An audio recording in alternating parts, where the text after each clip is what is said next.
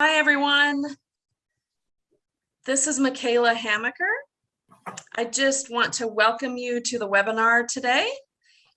We are going to ask that if your camera is on and you are not presenting, that you turn your camera off so that it makes it a little bit less busy for everyone to keep their focus on our presenters this morning or this afternoon. It is noon. And if you would also, if you are not presenting, mute yourself.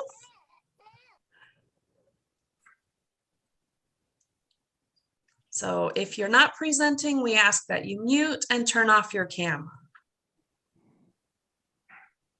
We do have an ASL interpreter with us today.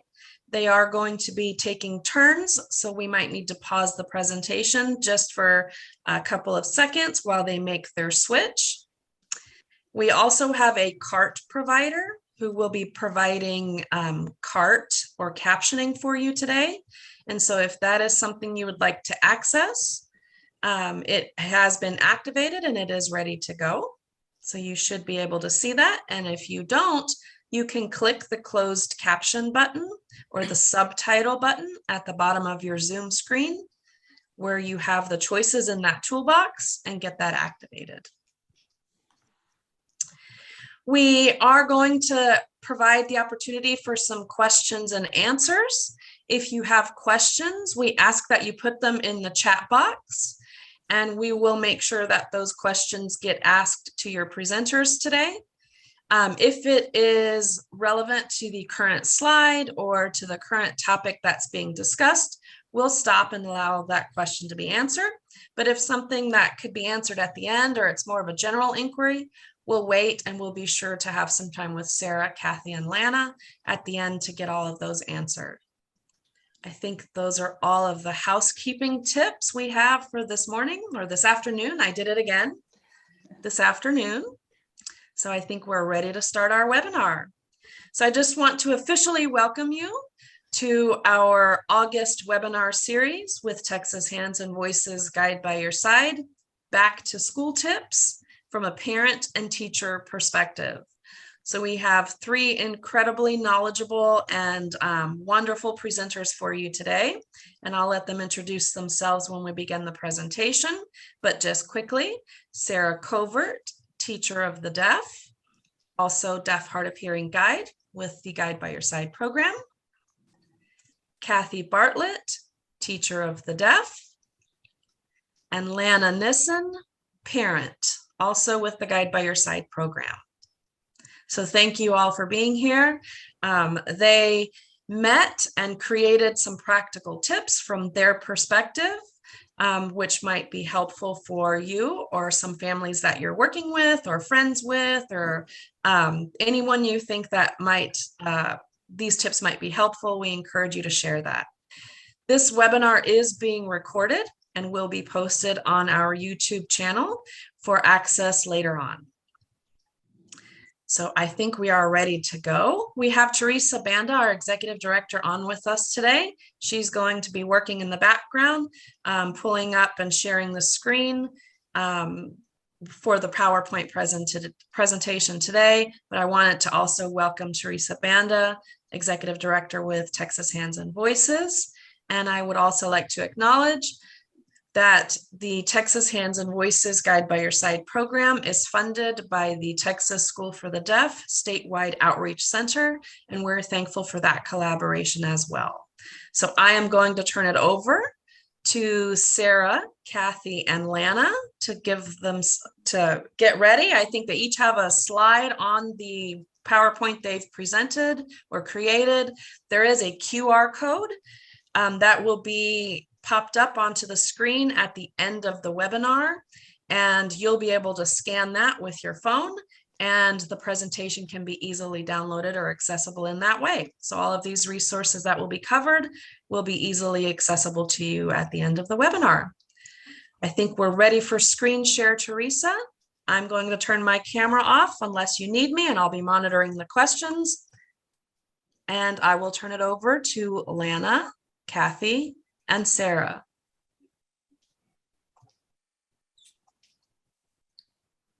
All right, I guess I'll start the presentation. Like I said, my name is Lana Nissen, and we got together and we just really thought it was valuable to have these back to school tips. I know I use them and I've done some of these.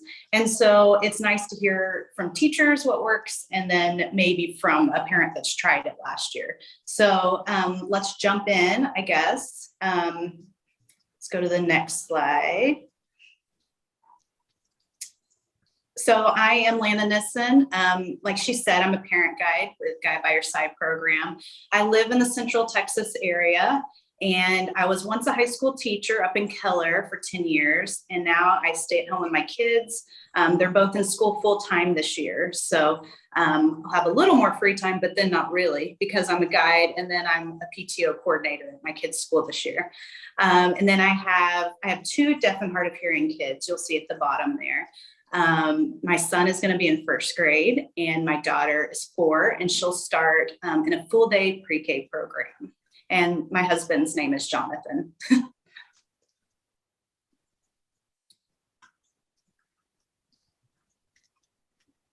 Hi everyone, Sarah Colbert here. I am a teacher for the deaf and hard of hearing. I'm actually going to my 11th year teaching as an itinerant teacher. I am also a deaf hard of hearing guide from Guide by Your Side. I live near Houston, actually live a little north of Houston. My husband and I have been married for 13 years. We're actually celebrating our anniversary next week, and my husband's name is Tim. We are very proud parents of our dog named Brownie, and I became hard of hearing when I was 14 months old. Kathy? Hello, everyone. Need to add a little disclaimer here. I am a retired teacher.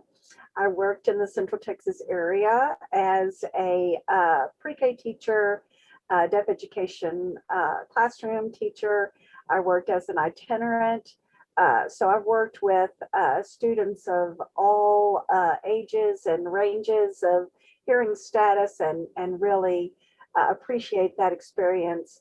I do have a son who is deaf. That makes me a PODA. I also have 3 daughters who are non-deaf. That makes me a PONDA. But my very best current role, the one that I cherish the most at the moment, is grandma. And you can see those 3 little darlings in that picture there. Oh, yeah. So I also served as a sign language interpreter, graduated from Baylor University with a deaf education emphasis. I also held a interpreter certification for a number of years. So I'm just so appreciative of the opportunity to be with all of y'all today. All right, next slide.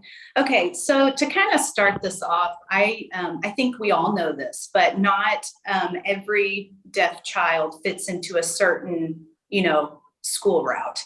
And there's no one size fits all in deaf ed.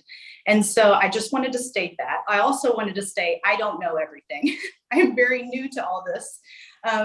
Like I said, my daughter Willa is going into pre-K full day this time, and then my son is going into 1st grade. So I'm new to it, but I researched this a lot because we are in a small school district, and I just didn't know how much they knew and how much they would be taught by the itinerant teacher of the deaf. So that's kind of my experience. Every kid either goes, they're mainstreamed, or they're public versus private, or they have an IEP or a 504, or like I said, a large or small district, or the interpreters, every interpreter is different. Deaf ed programs are different. So just because maybe some of these things might work for us, maybe they won't work for you. Or I'm going to say a whole lot of things, but don't feel like you have to do them all. Just do what feels like fits you best and what your kid needs best. From the few years I've been doing this, I feel like team effort, communication, collaboration is pretty important. So trying to get to know those people who make up your kids' team pretty early on is good to do.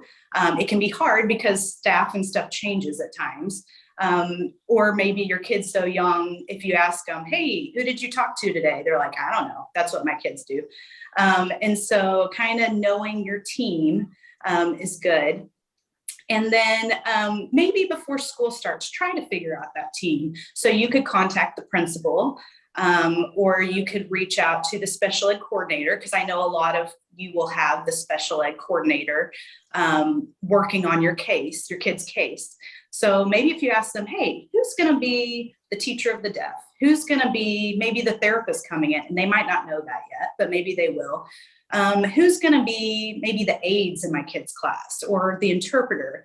Some of these might be last minute changes, but at the same time, the more people you know on their team, the more you could get some information out that you wanted to know them to know specifically about your child. I know personally, I'm in a small school district, so we're, I don't know, it might not be this way for all of you, but I called the principal. We kind of figured out who would be best for my kids, their teachers wise. They wanted to fit them with people who they knew would work well with them. And so I'm meeting with them next week before school starts, but I'll kind of talk more about that. But that's kind of a thing you could talk to your principal about. Could you change it to the next slide? All right, so those are my two on first day last year.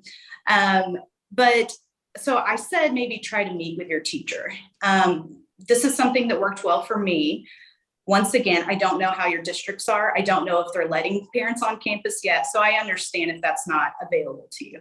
But I just called the principal, said, hey, can I meet up with the teacher? I'm going to bring my kids because I felt like they could meet them there and it kind of put them more at ease and make them understand what's going to happen. And when I went to meet the teacher, I had a folder, I don't know if you can see this, and I had a page with my contact information, and then it says hi, I'm Willa, and a picture of her, and then just about me and my needs, kind of some tips and tricks that I'll share more later with you. Kind of her equipment that she uses and how to change the batteries, things like that. And these are all things that if you have a really good teacher of the deaf, that will be covered for you. They will educate those teachers, so don't feel like you have to.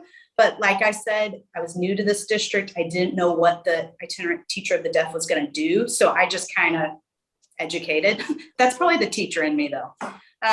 But that worked well for me. So the About Me page, I literally did a Word document and just said, just fun things about her. Cause I want them to realize, and I did this for my son, I want them to realize they're just kids. No, they're just kids. And they're awesome. So here's some things, but here's some things that will make them more comfortable, or here's some things that I know work well when they're seeming overwhelmed, stuff like that. Gave them my contact information, the teacher, just because they were messaging me in the year, just hey, he says his hearing aid squeaking, things like that. And then if you wanted to bring extra equipment, you could, but like I said, maybe the teacher of the deaf in your district will have that stuff, or maybe the educational audiologist will have that stuff for you. So I just kind of didn't know what we would have, maybe talk about some of the accommodations. I don't think a lot of people are aware that background noise affects our kids if they wear devices. And so, and if your kid signs, having the face lit up at all times, not dark. Some teachers like the rooms dark. I get it. I probably would want that too, but it's not good for our kids, so things like that you could work on. It is going to be in their IEP that they will get these accommodations that you set, but it's kind of good to kind of talk about them. Being a teacher, I got a huge stack of IEPs the week after I had students, which was always stressful for me because I was trying to figure out, okay, what do I need to do for my kids? But it was overwhelming. I couldn't really go through things as much as I should have or wanted to.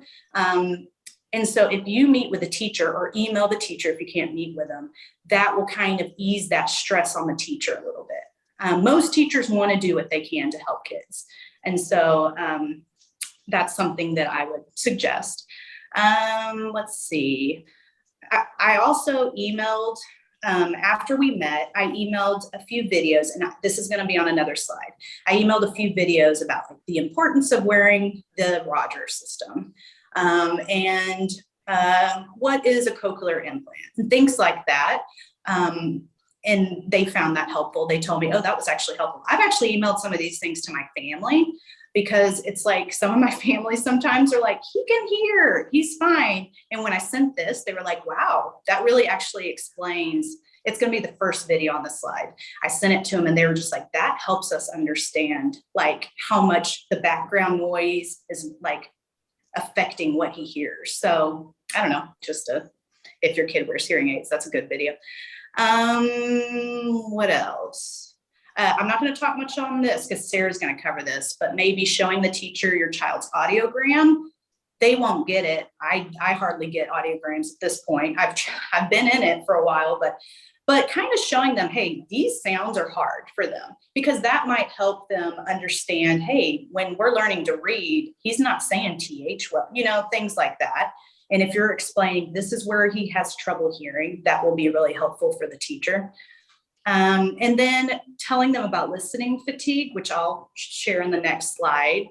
And then this is very extra because I'm extra, but emailing co-cur teachers. So I don't know what you call them, maybe specials teachers, those extra teachers that see every kid in the whole school. I just wanted them to see my kids before the first day. So I literally took a phone video of my kids saying, I think Abe said, hi, I'm Abe. I wear hearing aids. These help me hear. And that's it. And then Willa, hi, I'm Willa, and I have CIs. And when this is off, I can't hear. And when it's on, I can, it was something very simple, but I shot that out to the teachers and gave them a very simple, like, reminder thing about them and their devices, and put it in their boxes. And that was it. And I think it helped them, because the first day they knew already that those were the kids. So it doesn't have to be hard. It can be very simple, just email, because you're not going to be able to find all these people on campus. Believe me, they're not going to want you, like going through all the teachers and stuff. But I just have found that helpful, just to shoot a quick email. All right, I think the next slide. Okay, so listening fatigue is a huge thing. And I'm pretty sure if you're a parent to a kid with hearing loss or yes, you're gonna already know this. You're gonna already notice that your kid is overstimulated in loud places, or maybe, I don't know, it's just you notice it. Maybe they're tired a lot more, or maybe their attention, after a certain time is not as good. But I found this fact to be really important to share with staff is a study found that deaf and hard of hearing children experience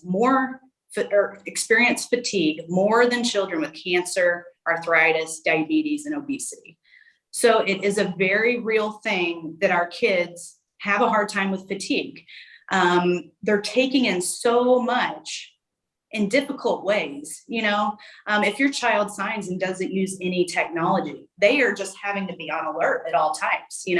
If your kid does use technology, it's that background noise. I mean, y'all gone to schools, they're so loud. So it's just, and that's why maybe they come home and they get in the car and they're just either frustrated or they're like asleep, or, it is a real thing. So letting your teachers know, or just the teacher, know, hey, if you see them kind of maybe their behavior, or they're just kind of crazy, your child, or maybe they're just really sleepy looking, maybe just say it's listening fatigue, and could they have like a little break, or maybe sit in the hall for a second. You can work that out, in the ARD meeting, or you could work that out just with the teacher, just kind of making them aware. You can go to the next slide. All right, Teachers Pay Teachers is a great place to find that pre-made back to school handouts. So some of these things I'm saying, like, I gave this handout, tips and tricks, remember to turn on this, face the student while talking, avoid standing in front of windows. I didn't have to do this. I don't have time to do this kind of stuff. And this is cute and pre-made, and you don't pay that much. And sometimes they give it away free. So I had good luck with this Teachers Pay Teachers for last year. And I'm keeping the same stuff this year. I'll probably tweak a few things because a lot of the staff has already had my kids. So I don't feel like I have to send them videos this year and things like that. So year to year, it'll change. But Listening Fun is she's a teacher of the deaf and she makes great stuff. And say like your teacher of the deaf doesn't talk about advocacy with your kid because maybe they don't have time or maybe they just don't want to do that. Then you can ask your kid and you can buy some and kind of do it yourself. Like you could be the teacher of the deaf, you can kind of help have support at home and kind of teach them these things yourself. Teacher of the or TOD on Wheels is a good one. Miss Virgin Sign Me Up has a lot of good ASL activities and things you can print out. So these aren't just good for teachers or teacher of the deaf, even though they're amazing for them, but they're good for parents too. And maybe what they should be covering and what like really good teacher of the deaf cover, Kathy and Sarah are very good teacher of the deaf, but not all of them are. All of them try to be, but some just don't have the time to do this kind of stuff. So if they don't, you can help at home. Okay.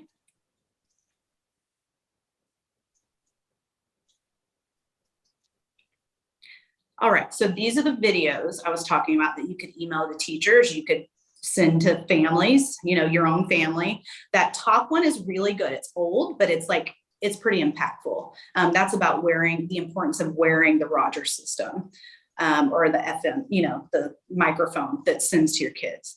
Then hearing loss in the classroom, how a cochlear implant works, unilateral hearing loss simulation, effective use of classroom interpreters. And I'm sure there's a million other videos, but these have been good to send to teachers, faculty, to just kind of better understand our kids. All right, and like I said, all these things will be shared because there's a QR code at the end.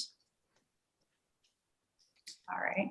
Okay, another idea is maybe trying to, personally, just help your child's school be more inclusive. And a way you can do that is by donating books with deaf and hard of hearing characters to your child's class or the campus library.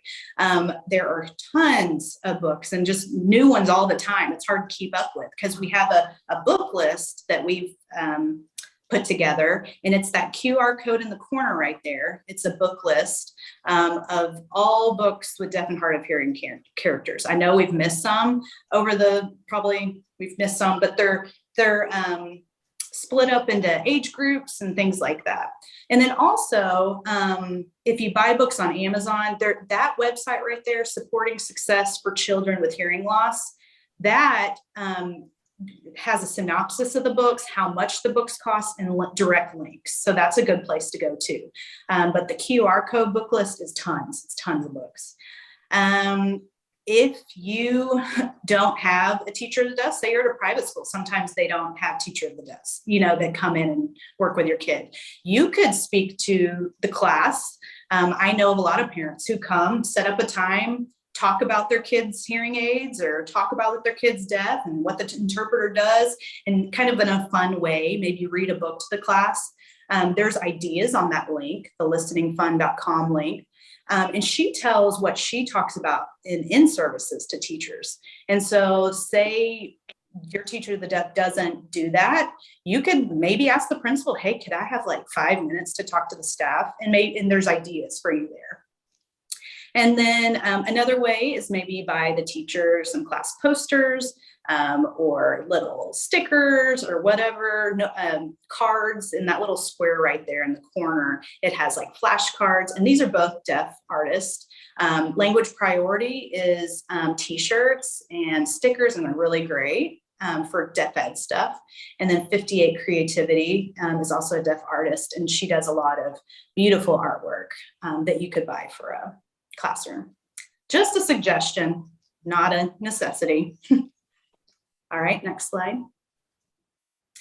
Let's see. These are a ton of parent Facebook groups that might help if some of these ideas, maybe you want more ideas.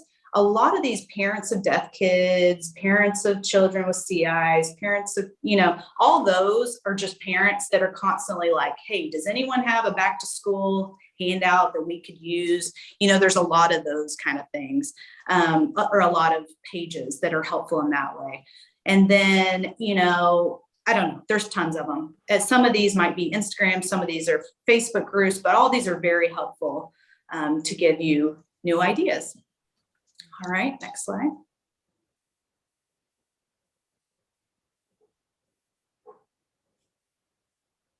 All right, my last slide, parent involvement.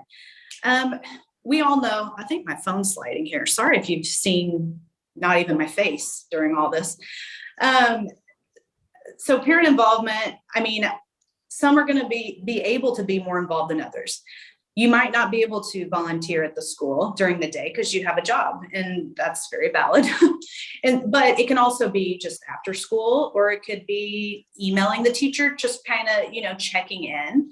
But I, as a teacher, loved parents that were involved, and it kind of helped me stay on track too. And, but family participation in education is twice as predictive of students' academic success as family socioeconomic status. I really like that point. I don't know. I think that's important. And then taking your kids to events. So I've said that we're in a small district. My kids are mainstreamed, so they don't get to see other kids who are deaf and hard of hearing that much. And so we, Guide by Your Side, host lots of events throughout the school year. In the summer, there's tons of camps that are available through statewide outreach and just everywhere across the United States. And I've just found how important it is for my kids to be with other kids that are like them. Like they enjoy them. They immediately form bonds with these kids that we've never seen before and met. And I know that's not necessarily parent involvement, but it kind of is, because as a parent, you're making that effort, because it's sometimes hard and awkward for you to do that. It is. It's just kind of scary. We don't make friends as old adults as easily as kids, but making that effort to get our kids out there and just showing them, hey, you're not alone, and here it just will be better for them as a whole. So, all right, Sarah, your turn. Hi everyone, Sarah Covert here. So we have this slide here that talks about me page. And this right here on the bottom is an example of something that I actually received from one of my students that transferred in to a school that I was servicing. And this was all we had. We couldn't get a hold of the previous school because they were on spring break. So we came back from our spring break, so we had to wait a week, and then they were on the spring. Anyway, it was a mess. But the mom had shared this My Hearing Loss book about her daughter. So I wanted to share this with you, just to kind of give you an example. There are many different these kinds of books on Teacher Pay Teacher. So this one, it was kind of hard to see. So let me go over each page kind of quickly. So you'll notice on the first page. I'm so sorry to interrupt. Do you mind pausing for an interpreter switch? I'm not sure how to do that. Can you? Okay. I can't see the other interpreter, so I'm not sure how to. I'm sorry, Rachel. This is Michaela. I do not think there is another interpreter here. Oh, did she leave? Okay. No, okay. she did not leave. I'm sorry, this is Michaela. She was here joining as a parent, but the title of her name still included interpreter. So there is no other interpreter. Okay, thank you for letting me know, because I was waiting. I was like, do I just keep going? Thank you for letting me know. Thank you.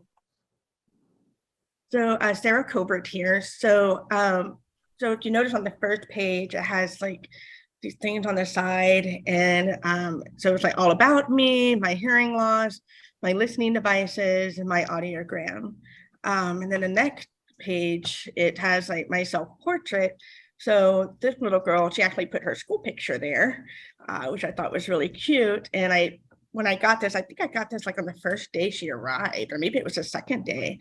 And so when I walked into the classroom, I knew exactly which kid it was. And then down below her picture, it has some information she shared about herself. You could write, or if the child is a little bit older and they can write themselves, you or the child can write their favorite food, their favorite thing to do after school, their favorite subject, do they have any hobbies, stuff like that. And then the third page, it goes into talking about their hearing status. So do they have a unilateral loss or is it a bilateral loss? And the child would circle which one. And then underneath that, it just explains how to read an audiogram. And then underneath that, there's a little sentence that said, with my degree of hearing loss, I do not hear sounds above whatever decibel it is. And then without my listening devices, sorry. So meaning without the hearing aids, without cochlear implants or BAHA. And then on the, this one's not on here, but I'm looking at the one from Teacher Pay Teacher. And there's probably, I think there are two levels. There's level 1, there's level 2. So level 1 is more like for the younger kids, and then level 2 is more for the older kids. But you can see on the PowerPoint, the 4th page, she somehow took a picture of the actual device she was using at her previous school and posted on that page along with the hearing aid. So that was really nice to see that. And when she came in, I was able to talk to the audiologist in our regional day school program for the deaf and just match. And then underneath that, let me see if I can find it on my end. I think it says something about probably the FM system I used is called, and it could be a Roger pen, it could be a Roger touchscreen, a mini mic 2 plus, connect clip or whatever, and you would just write it down there. And I love this sentence. It is important to wear the FM system because, and you would just say why, it helped me hear the teacher better, or it helped me hear my partner better, or it helped me hear my classmates when we work in small group. And I also want to say some RDSPDs or regional day school program for the deaf, they use the term assistive listening device or ALD. So you might see that in the ARD paperwork instead of FM system. It's the same thing. Let's see, I think that's the last slide. Let me slide y'all over so I can see a little bit better. Oh, can you go? Yeah, thank you. Can you go back to? There you go, thank you. So on the second to the last slide, it shows her audiogram. And you'll see it has the X and the O's, and the X means the left side, the O means the right side. And it showed what she hears without her hearing aids. And then up above, I think it says A for aided. It shows what she hears with her hearing aids, which was really helpful for us so that we could suggest accommodation to help her be successful in the classroom. And down at the bottom, it says the top line shows pitch, which is what you would write in there. And then the sideline shows decibels, or you could put like, oh, well, actually it says which measures soft to loud sounds. And then the top line shows pitch, which measures like from low to high frequency, like a piano, like that. And then on the very last page, this was like, yes, thank you for bringing this in, Mom. Thank you. So it said students with hearing loss can work with teachers of the deaf, speech language pathologist, audiologist, resource teachers, and more to learn strategies to help hear to the best of our ability. At school, I work with, and so the column for teacher, column for service, and the last column is amount. So for like me, I grew up with a teacher for the deaf and hard of hearing that came and saw me. So I would write Angela Poe, that was her name. And the service, I would put like teacher of the deaf and hard of hearing. And the amount time was like, I think it was one time like 45 minutes, one per week or something like that. And then the next line, I would have written down Mrs. White, speech language pathologist. Actually, I would have called her a speech teacher. And the amount time was one per week, probably 45 minutes, 30 minutes, something like that. And down below, it has some of the goals. And she just kind of like wrote down a word for each goal, which is great. You don't have to write down all the goals. Maybe you can touch the ones that are maybe the most important, or where she really needs to work on. Maybe she's doing okay on these, but really needs to work on these other ones. And and that is it for that. On teacher pay teacher, the more pages shows like accommodations. So if you want to add the accommodation, what does accommodations mean? That's what the page says over here. And what does accommodations mean to your child? And you all would have that conversation. And then that child would list my accommodation. Maybe they want to list their favorite accommodations like closed captioning or sitting close to their teacher or the FM system or ALD. So I thought this was a really great resource to kind of help you along with the conversation to have with your child, maybe before school starts, and you can bring this to what is it called? Meet the teacher night or something. That would be a great time to kind of introduce it to them and say, hey, can I meet with you later? To just kind of go over this, just like what Lana was saying. So this is a great resource. There's many others like this too. Okay, next slide. Okay, I'm gonna move you all over again. Okay, so like I was saying a moment ago, like the My Hearing Loss book is a great guide for a conversation. It's talking to your child about their hearing status. Talk about the why. Why do they wear hearing aids? Why do they use an FM system or ALD? Why do they have a sign language interpreter? Why is that lady following me around everywhere? Why do I wear a cochlear implant or a Baha? Just things like that. Just talk about why. So I found these worksheets on Teacher Pays Teacher. As you can tell, that's my favorite website, Teacher. And it just kind of gives you some things to say and just give a guide, and the kids can color and you can talk about the different parts. And also talk about the sign language interpreter. Why do they use sign language? And what does it look like if they're new going in? All right, next slide. Thank you. The battery kit, I had one of these when I was growing up. They were not that fancy. I actually had a Hello Kitty bag. I love Hello Kitty.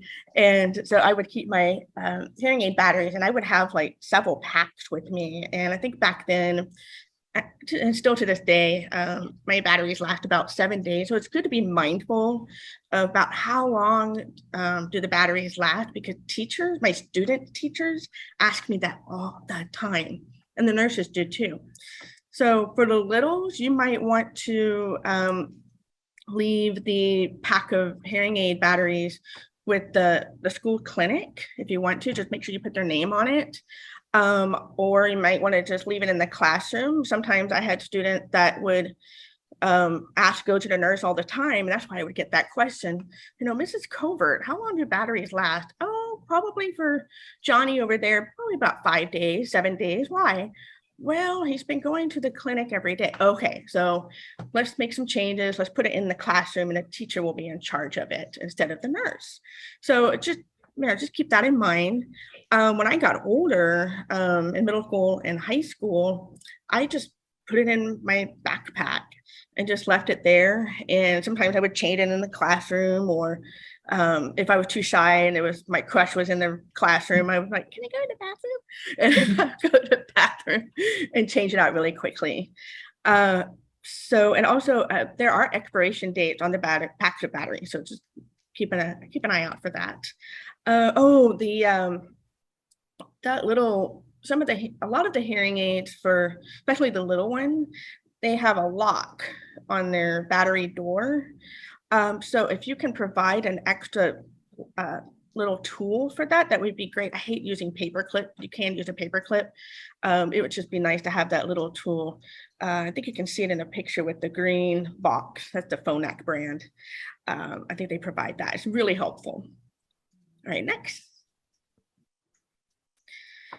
Okay, child explaining their hearing and equipment. So we just kind of touched base on this like 2 slides ago, talking about their hearing status, talking about their accommodations. Why are those in place? Why, especially the sign language interpreter is following them around everywhere. Why is that lady following me around?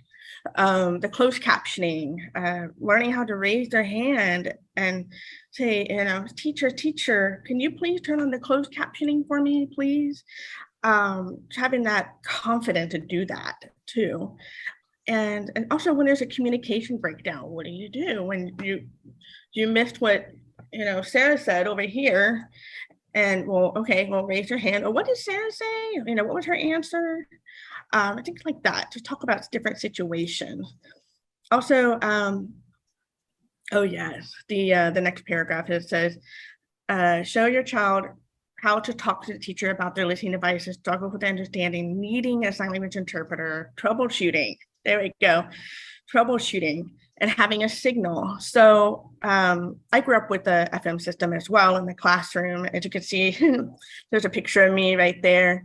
And I'm wearing I call it the button. I only have one because I only wear one hearing aid on this side. And there's my mom in the kitchen. That's the table we always worked at. We always worked at one place. We never sat on the floor. It was always the kitchen table. And it was like we had this routine that we would work at the kitchen table. So anyway, that's where I learned how to explain my hearing status and explain why I have a hearing aid to my teachers. So, and I also used that to explain it to my friends. So that's the verbiage I would use. Hi, Mrs. Smith. My name is Sarah Juno. That's my maiden name, Juno. I am hard of hearing. I wear a hearing aid to help me hear others better. See, and I would always show my hearing aid because some teachers didn't believe I was hard of hearing. And they would see it and they would go, oh, you know. So, and I have a microphone for you to wear, and it connects to my loop system. I had a loop system in middle school and high school. And it connects to my hearing aids and it helps me hear you better in class. And if I can't hear you through the microphone, I will give you this signal. And I used that signal all through college too. And so I would raise my hand and they would say, yes, Sarah. And I'm like, oh, and they always do that, oh, look. And they would just kind of look at it. And I taught my teachers how to troubleshoot on their end. And then they would look up and I go, I'm like, yeah, okay, we're good. So, and actually it was my mom that taught me how to explain all of that. And we worked on it every summer, all throughout elementary school. And by the time I got to middle school, I was good. I was on my own. I could do it myself. And especially I had like 7 teachers. So I was very shy back then, but this helped me to have that confidence to share that and to self-advocate for myself. So, and my mom and I, we would role play. We would go back and forth. Okay, Sarah, you're the teacher and I'm you. And then we would switch, we would practice. Okay, next slide. Thank you. All right, the audiogram. Trying to move you. There you go. Okay, so Lana had talked about this too. When you go to the audiologist, if you can ask, if the child wears devices consistently, if you can ask the audiologist to do an aided hearing evaluation, or a hearing evaluation, that is so helpful because it shows how much gain they get with their personal amplification. And we can use that to help with the accommodation piece. So it helps the teachers understand, okay, so without their, I'm gonna guess this is a hearing aid, without their hearing aids, oh, okay, wow. So they're hearing down here. Okay, all right, I understand now. And that's why they wear the hearing aids, so to get that gain. Okay, all right, next slide. Oh, and I forgot to mention, sorry, Kathy, the previous slide, when you get an audiogram from the audiologist, please email it to your teacher for the deaf and hard of hearing. Sometimes it gets sent to the clinic or the nurse, which is great, but we don't get it. Or although last year I had a really good experience with this, the diag would send it to me, but that doesn't always happen. So when you send it as a diag, the SLP, the speech language pathologist, and your teacher for the deaf and hard of hearing. Okay, thank you so much, Kathy. Hi, everyone. I found when I was a parent of a young deaf child, one of the things that I found very difficult was knowing what questions to answer, to ask. What I felt was that you almost had to know the answer to the question in order to understand what questions you needed to ask. So I've titled my slides Conversation Starters. Things to talk with your child about in advance. I think Sarah and Lana have both done a great job talking about scripting things for your children and to provide them and practice scripts such as, I don't understand, or, can you help me understand this? Don't understand directions. Can you give me an example? I think those kinds of scripts that a child can call up when they're experiencing that is very helpful. Kids are often, I've realized in working with mainstream students especially, they're very, very reluctant often to ask for that kind of help, to be the only one in the class that didn't get it, the only one that needs it to be repeated, or, things like that. And I think that really, it's not helpful for our students to feel that way. So if we can help them with scripts, we can help them understand that they don't always have to call attention to themselves. I love Sarah's signal, to say you can go up after class, you can go up before class, you can go to tutoring early, the things that they can do to have the help they need without calling a lot of undue attention to themselves. Next slide, please. Also to have scenarios to actually act those things out. A list of questions that I have listed here might be helpful to talk about ways that they might experience or that they have experienced. How could you have done that differently? What do you think would have worked better? And really talk through those communication breakdowns and those kinds of things where they don't feel as successful communication wise as they would like to, just to work through those. I think that it's difficult for kids and for students when we dismiss those kinds of things and say, oh, later, or oh, that doesn't really matter, or oh, that wasn't really important. Well, not necessarily. It may not be important to us, but to them, every time they experience a communication breakdown, that's a brick in a wall. And we want to try to limit those as much as possible, give them the tools to have effective communication, to understand their hearing level, to, I think the suggestions to explain it, to talk about it, is really, really important. It's a big part of their lives. And for us to minimize that or to ignore it or to pretend that it isn't impactful, I think is not helpful for their self-esteem and for their progress socially and academically. Next slide, please. I think that it's difficult for all kids not to compare themselves to others. I think that the students that I've worked with in the past, I've noticed that often they don't feel successful even when they've made great personal gains. So to encourage them to just do their best. I mean, that's what we do with all of our kids. You want them to strive, you want them to work hard, you want them to do their very, very best. So to ask them to compete against themselves, oh my goodness, look how much better you did on that assessment than you did last time. Or, well, you know what, things got a lot harder in this assessment. Look at this vocabulary. This vocabulary is really a big jump up. Let's talk about that. What can you do to get more help with that? I think next time you're going to ace it, or you're going to do better because we're going to work on this, to give them that confidence that they can do better. Our kids have to work harder. One of the things that I constantly told my adult son, I'm going to say his name's Joey.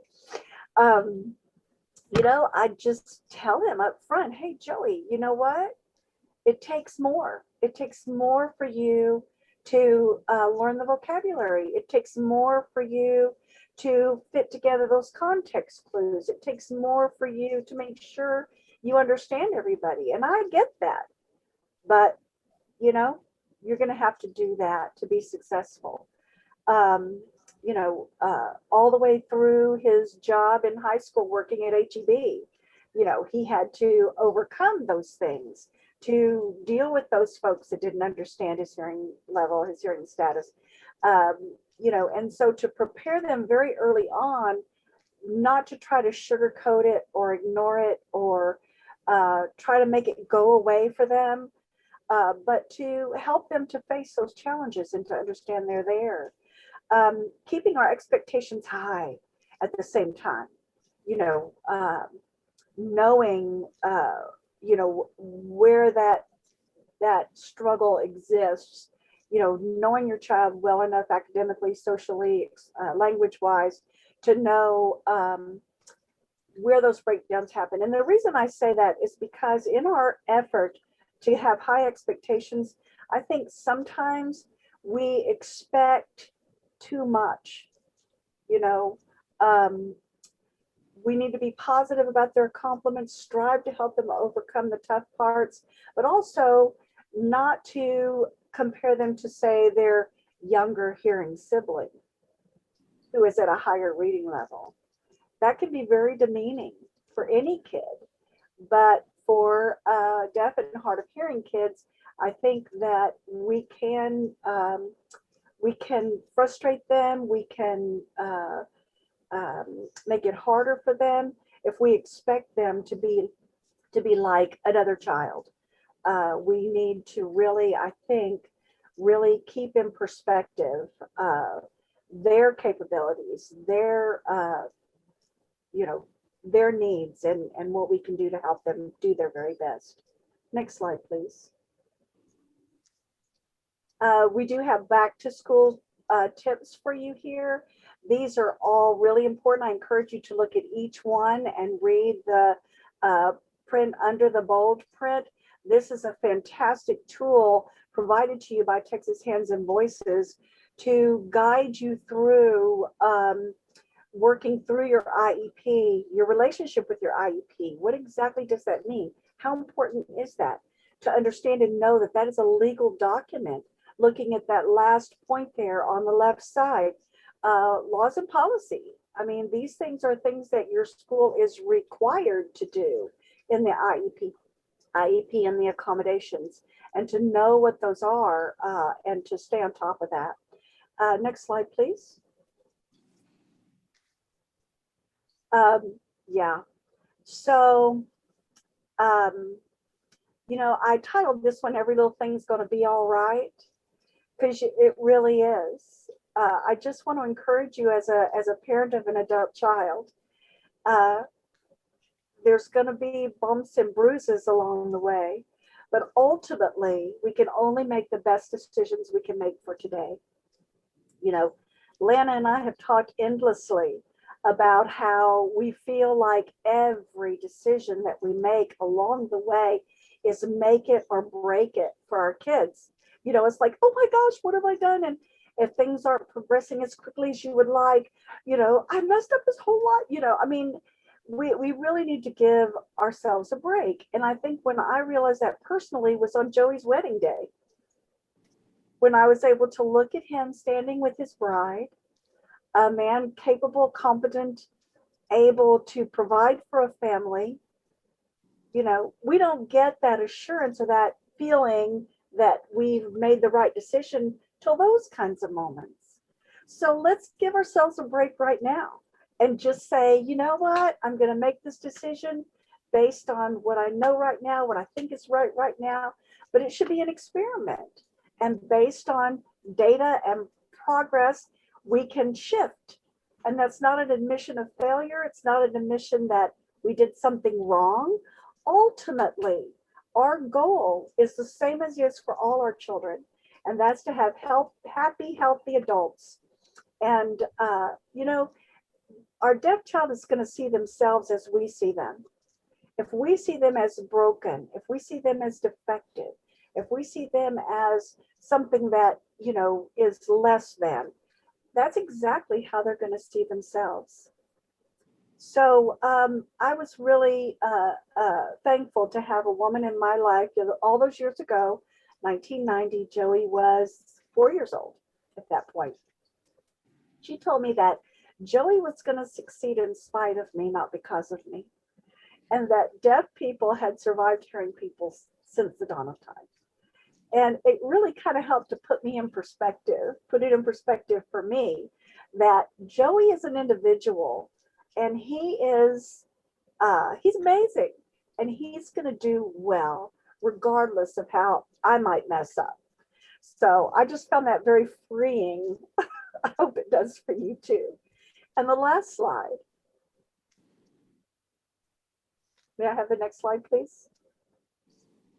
There he is. This is Joey and his wife, Anna Lynn. Joey is a deaf education teacher in North Texas. This is his beautiful wife, Anna Lynn. She also is a deaf education teacher and coordinator of the program where they live. And so when we were getting ready to do these slides in this presentation, I asked Joey, okay, so give it to me, Joey, be honest, tell me, where did I screw up? What did I do wrong? What would you have told me to do differently? And the quote you see there is directly from his text. I did shorten it a bit there for the more relevant points, but he said it was definitely very important that you didn't wait to expose me to language, started working on it right away, working at home with signs and English, making me read. Yeah, we had those talks. And fall in love with reading and fighting for equal access education for me. I know that you guys did the best you could. And ultimately, when our kids grow up, that's really what we want them to know. We loved them, we provided for them the very best that we could. And that's all any of us can really do. So go do that. You'll do fine. They'll be fine. They will grow up and they will be fine. If there's questions, I think all three of us are happy to take those. We have just a couple minutes left.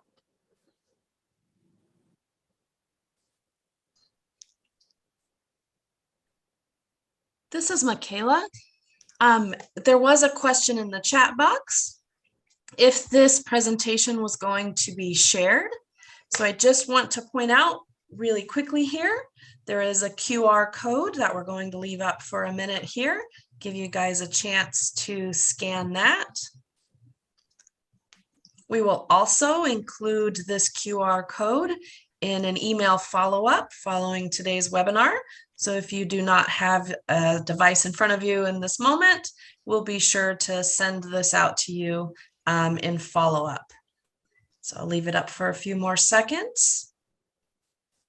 And then I will ask Teresa to stop her screen share.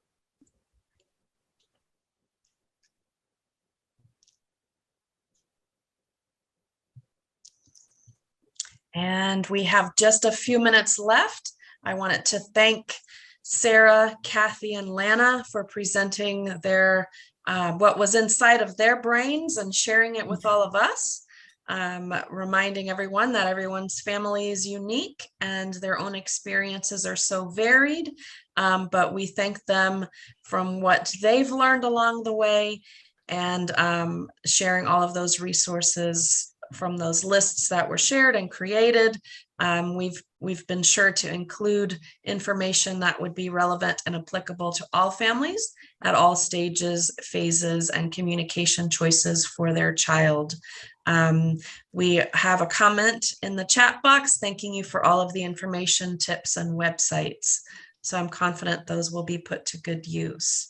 I'd like to wait just another minute, give everybody a second if they have some more question. We're getting some more sentiments of thanks here for your time and experiences. You're very much appreciated.